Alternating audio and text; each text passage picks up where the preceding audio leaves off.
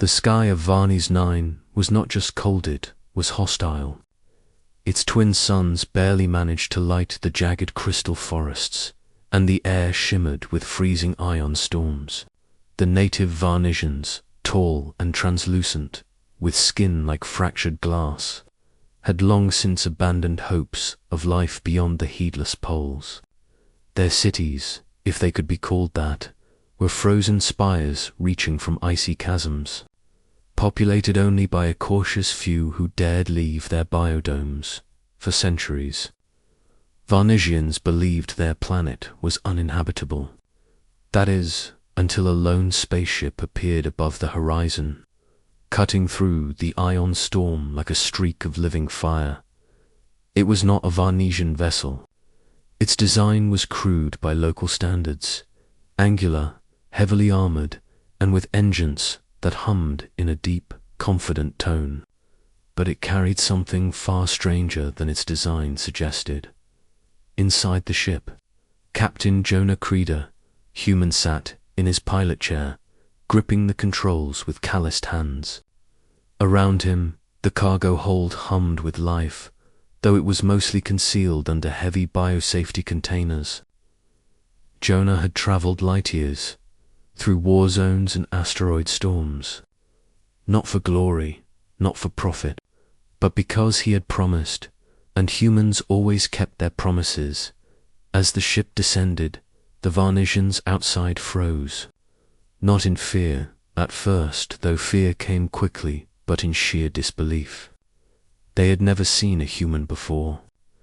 The legends said the galaxy was vast and full of intelligent species, but humans were always dismissed as insignificant, primitive, and fragile. Yet here one was, entering their frozen wasteland like it was a walk in a warm meadow. The ship's landing broke the ice around it, literally. The heat from the engines caused the jagged frost to splinter and steam, and the temperature inside a half-mile radius jumped 20 degrees. Varnesians, whose bodies could withstand negative 70 degrees Celsius, stepped back instinctively, murmuring in a language of clicks and chimes. And then came the shock. Jonah opened the cargo hold. Inside were dozens of life pods, each containing a creature entirely alien to Varnesian eyes. Some were furry, some scaled, some even bioluminescent.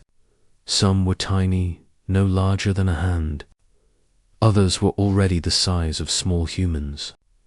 And in the center, cradled in his arms, was a small, whimpering alien child, no more than 3 Varnesian cycles old. Its skin shimmered in translucent waves of green and silver, and its large and expressive looked up at Jonah with a mix of fear and hope. The Varnesians' collective thought, telepathic consensus, was unanimous. This human carries life where none should exist. Jonah knelt, carefully lifting the child.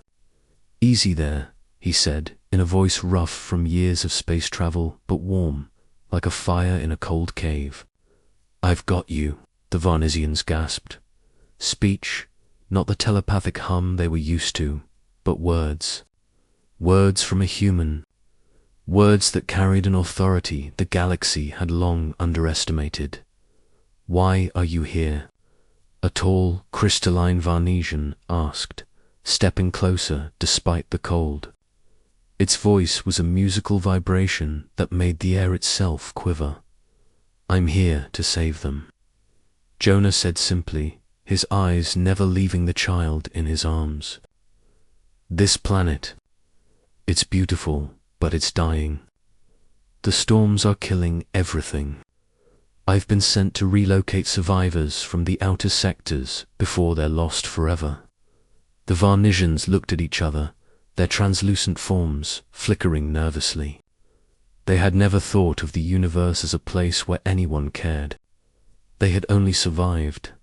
And now, a human had arrived, carrying not weapons, not demands, but life itself. "Do you understand what you're doing?" the tallest one asked.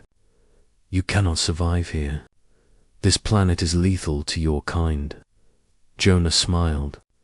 Humans survive where others cannot. That's kind of our thing.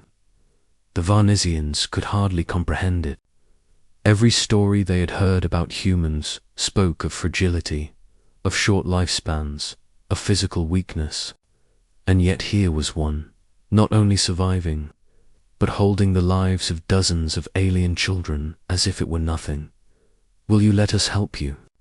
Another asked, voice trembling with something akin to awe. Jonah shook his head. No, it's too dangerous. But I need to land them in a safe zone. Once that's done, well, the galaxy has more humans than you might think, and we're stubborn. The child in his arms cooed softly, reaching out for the Varnesians. Something miraculous happened. They touched the child with their crystalline fingers, and warmth flowed through their bodies. For the first time in cycles, the frost in their veins seemed less permanent, less consuming. One Varnesian, the youngest of their elders, whispered, "He carries the light, even in winter's heart." Jonah looked at him. You'd be amazed at what humans can carry. Not just kids, not just food, not just tools, hope, courage, life. By now, other Varnesians had gathered, forming a semicircle around the ship.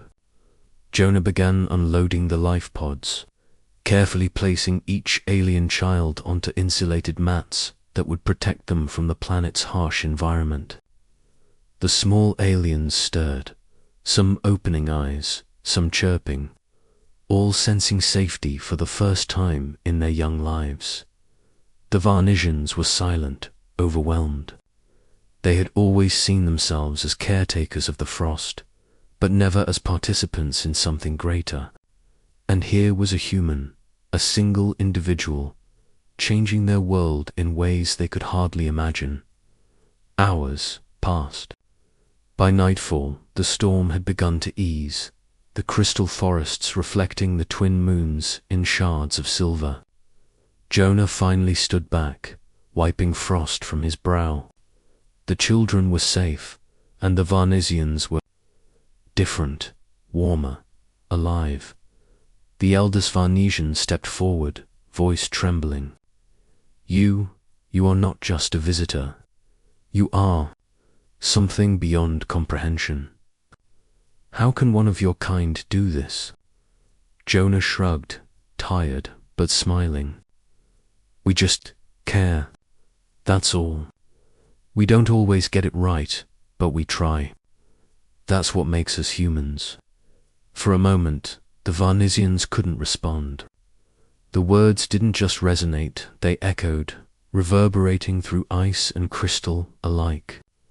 They had known cold, but not this. They had known danger, but not hope. And they had certainly never known someone willing to cross light years of peril to save others without reward. The youngest child, now safe and warm, reached out to Jonah, touching his hand with small, trembling fingers. Jonah smiled, crouching to the child's level. See, you're going to be okay. I promise.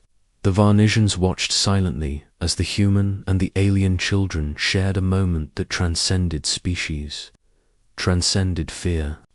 In that frozen wasteland, life had returned, and for the first time, the Varnesians realized that sometimes the galaxy's greatest force wasn't technology or psychic power or even ancient wisdom.